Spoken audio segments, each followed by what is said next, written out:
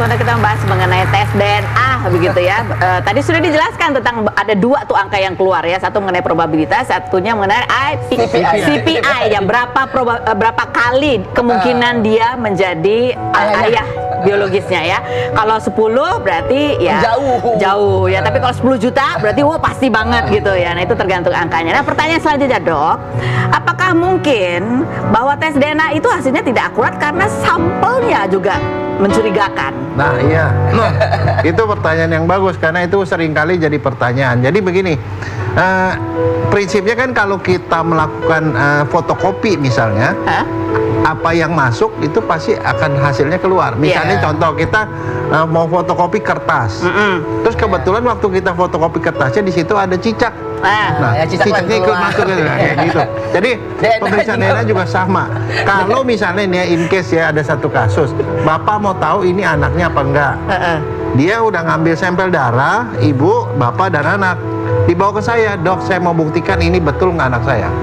Saya pasti tolak. Karena kenapa? Karena saya tidak tahu ini darah siapa, walaupun itu diambil di lab di rumah sakit.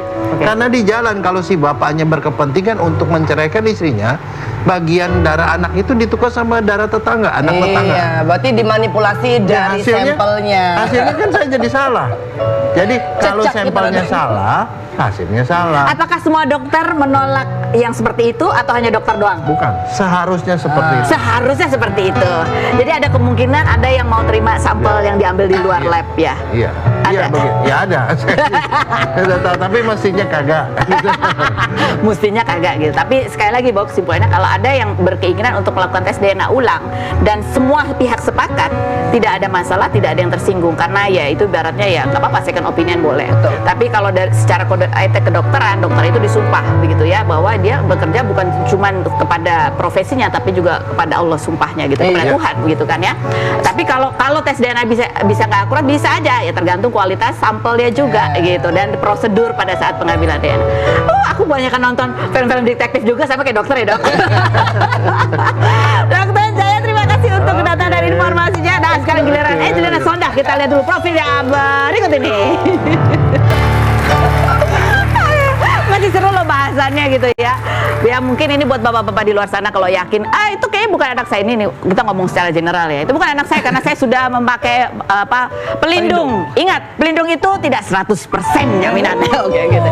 Jadi ya mendingan menikahlah dengan baik-baik gitu ya. Oke. Amin. Angelina Sondah duduk di sini, jawab pertanyaan gue yang jujur apa adanya. Apakah pertanyaan gue dijawab ada fitnah atau Angie, fitnah atau fakta? Setelah ramai kemarin kasus body checking pada pemilihan beauty pageant itu, kamu berharap agar kasus ini dikawal dengan ketat sampai selesai, betul? Karena sekarang ini kok kayaknya beritanya redup, ketutup sama berita yang lain. Fitnah atau fakta? Betul. Fakta ya. Apa pertimbangannya? Apa karena ini mencederai juga jadi keseluruhan ya karena ini kan kemunduran yang luar biasa ya, yang harusnya perempuan tuh diberikan panggung untuk dihargai, di value dengan lebih, malah kok di gitu kan. Tapi kan lagi-lagi itu benar apa enggak? Nah, gitu. Harus dibuktikan. Nah, kalau misalkan tidak benar harus dibuktikan juga bahwa itu tidak benar agar supaya tidak mendegradasi pemilihan-pemilihan putri yang lainnya. Tapi kalaupun itu terbukti benar ya harus diberikan sanksi supaya menjadi contoh juga gitu ya. Ya pemerintah harus memilih mana yang harus dan bisa melakukan beauty pageant dan mana yang enggak. Setuju banget. Lanjut. Fitnah atau fakta? Bahwa lagu yang kamu ciptakan yang berjudul Manusia Apakah Kamu Ini lagi kamu gembar-gemborkan di tahun politik supaya orang nggak ketipu dengan janji-janji palsu. Fitnah atau fakta? Bener, fakta. Fakta ya? Fakta banget begitu. Taunya kita kalau itu janji palsu gimana sih? Ya harus ngalamin dulu sih ya, janganlah ya. Males banget. Karena itu 10 tahun di penjara. Jangan. Nah, jadi ya udah mudah-mudahan lah kita tuh nggak kena janji palsu. Karena apalagi sekarang janji banyak sekali beredar di mana-mana ya kan. Mulai dari baliho, mulai dari digital campaign gitu kan. Aduh, hati-hati ya, Besti. Hati-hati ya. Ya karena kan ya namanya kalau di dalam dunia ini ada tuh ya istilahnya tidak ada teman yang abadi atau lawan yang abadi, adanya kepentingan yang abadi. Betul. Jadi hati-hati pilih teman. Oke, baiklah. Fitnah atau fakta Angie?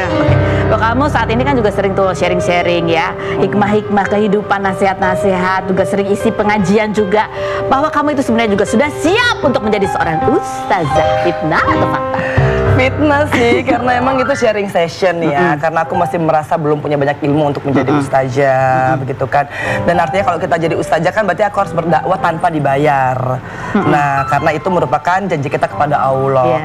Nah, dan aku tuh masih punya Kiano, aku masih punya Mami, dan aku tuh single parents gitu. Jadi akhirnya manajemenku memutuskan untuk sharing session aja ya, Mbak. Sharing aja sebetulnya ya. Jadi ya itulah gitu ya, dari pengalaman apa yang dialami oleh Angie. Betul. Termasuk manusia apakah aku ini? Manusia apa? Kamu. Bukan aku ya, kamu gitu. Ini ada yang menarik nih. Angie kan pernah ada di dunia politik, pernah ya di dunia itulah gitu ya.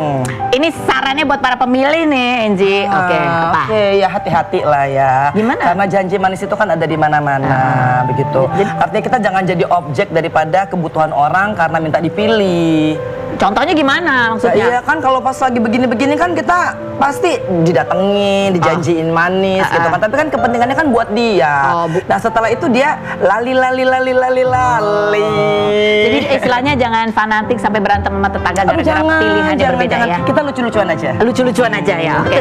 Apa sarannya untuk para artis yang kemudian juga sekarang nih lagi berencana untuk masuk ke dunia politik atau ditawarin ya partai politik? Tetapkan niatnya untuk membantu rakyat.